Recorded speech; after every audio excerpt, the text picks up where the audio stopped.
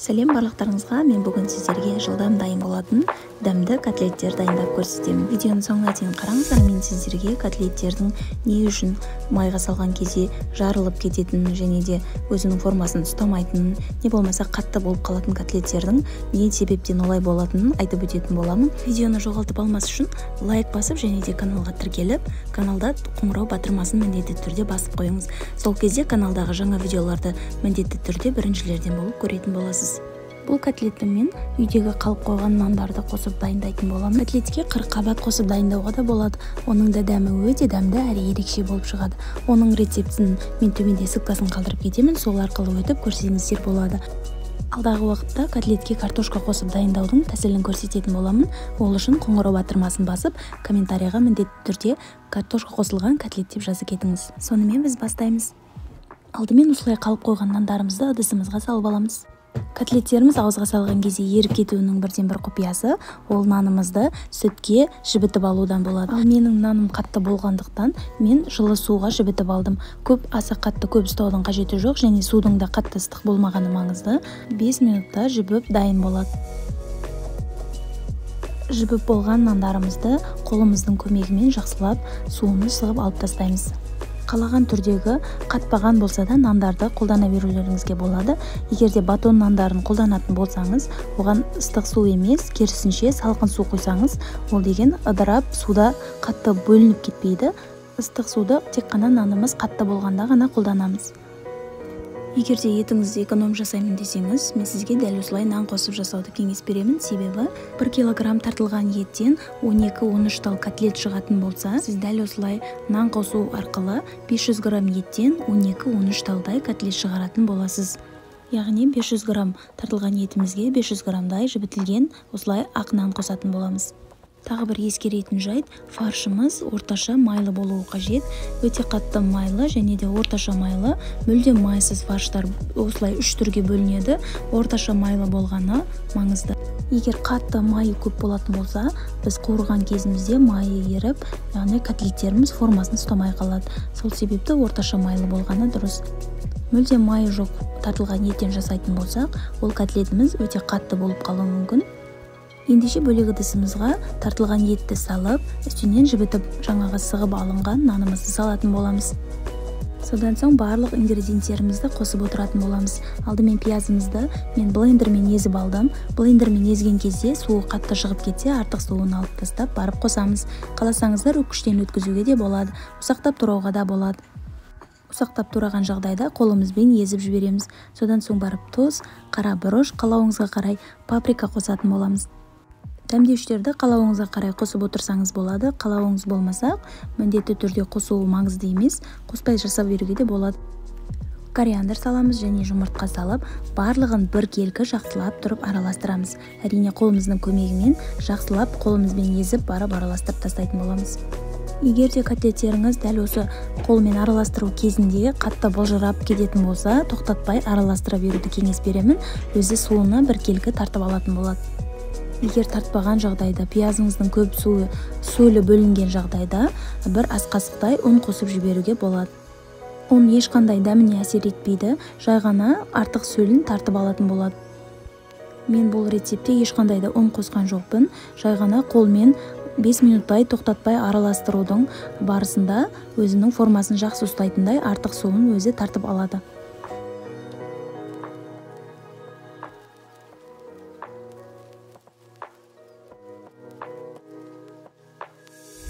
Ендеше котлеттерімізді формаға келтіріп аламыз. Ол үшін қолымызды перчатка болатын болса, міндетті түрде майлап аламыз. Жай ғана қолымызбен жасайтын болсақ, қолымызды сулап аламыз. Ол бізге етті формаға келтіруге жақсы көмегін тигізеді, әрі перчаткамызға да жабыспайды, қолымызға да жабыспайтын болады. Қолымызбен жасасақ, сумен міндетті түрде әр етті алған кезімізде қолымызды суға батырып барып жасайтын боламыз.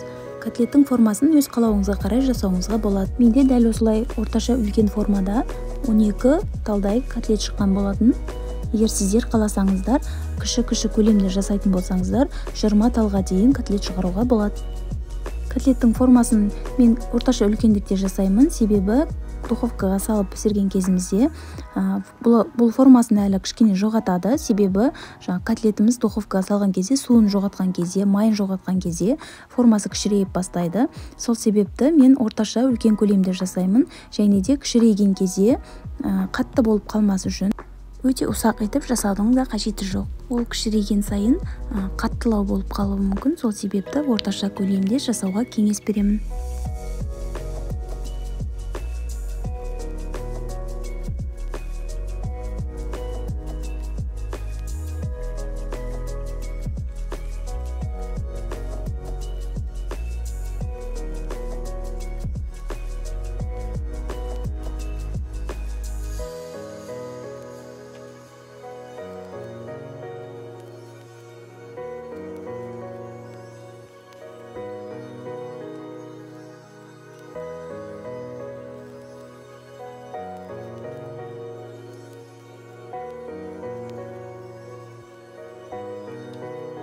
Мінекей котлеттерімізге форма беріп болдық. Менде барлығы осы доскаға семағандықтан мен жартысын басқа жаққа қойып тұрдым.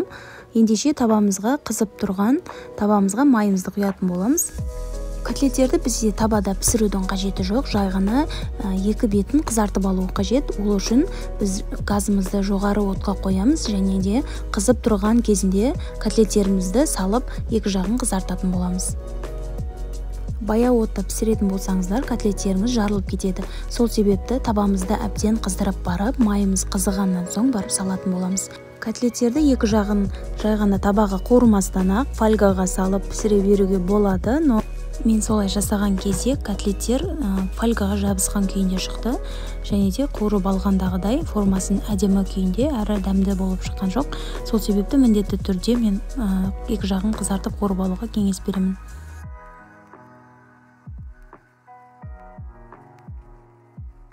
Котлеттеріміз жылдам қызарады, сол себепті міндетті түрде бақылап тұру қажет, және де қызарып бастаған соң екінші жағын аударып аламыз.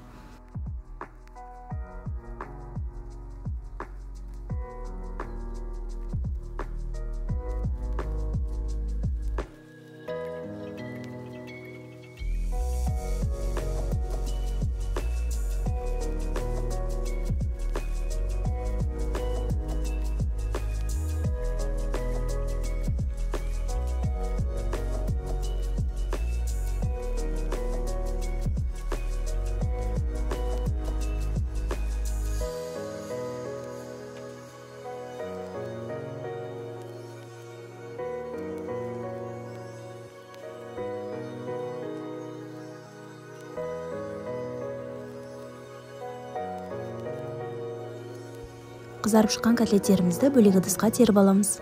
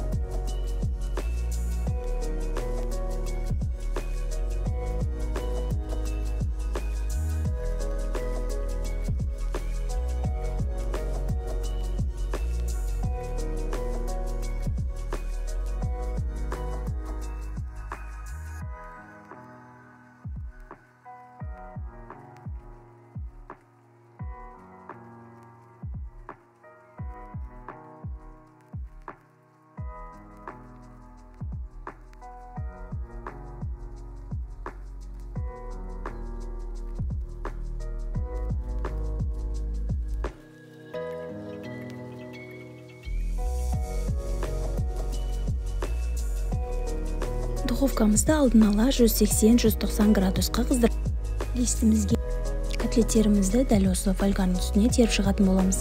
Фольгасыз пісіруге де болады, бірақ мен сіздерге айта кетейін, құрғақ болып қалуы мүмкін. Егер барлығын теріп болған соң үстінен тағы да фольга қағазымызды жабатын боламыз және барлық ауа шығатын жерлерін біркелкі бекітіп шығатын боламыз.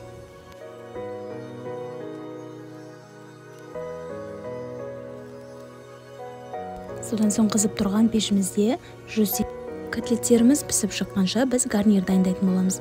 Мен бүгін күріштен гарнир дайындадым. Өз қалауыңызға қарай картоптан да пюре дайындап гарнирге ұсынсаңыздар болады.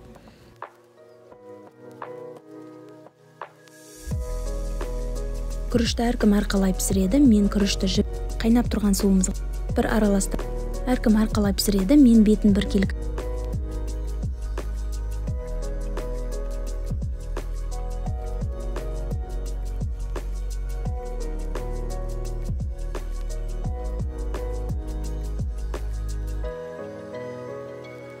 суыны қатты тартуы қажет емес. Егер күріштеріңіз жақсы жібімеген әлі жібітілмеген болса, бетін жауып демдейтін боламыз.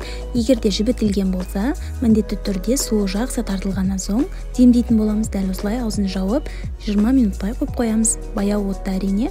Содан соң гарнирімізге дәл осылай консервалар қосатын боламын мен.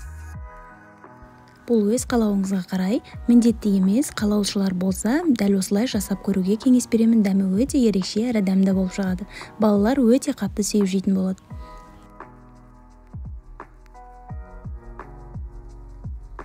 Жақсылап бір араластырып аламыз.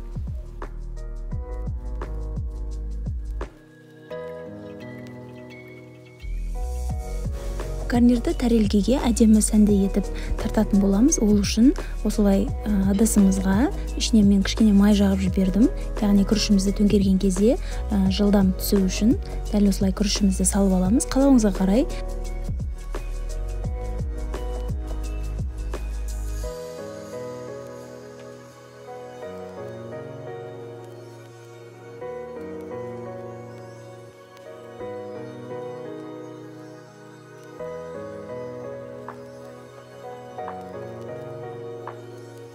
шайдың кесесінде қолдануға болады. Ол кезде бізде күріштеріміз әдемі топ-томпақ болып шығатын болады. Маған дәл осы күрішканың формасындағы күріш ұнағандықтан мен осыны қолдандым. Ендеше төңкеретін боламыз жаңағы тәрелкемізге. Жай ғана тағамдарды да дәл осылай сәнін келтіріп столға тартатын болсаңыздар, тәбетті өте қатты ашатын әрі сәнді болып көрінетін болады. Неге көріп тұрғандарыңыздай дәл осылай формада болып шығады. Ендеше жанына котлеттерімізді теріп алатын боламыз.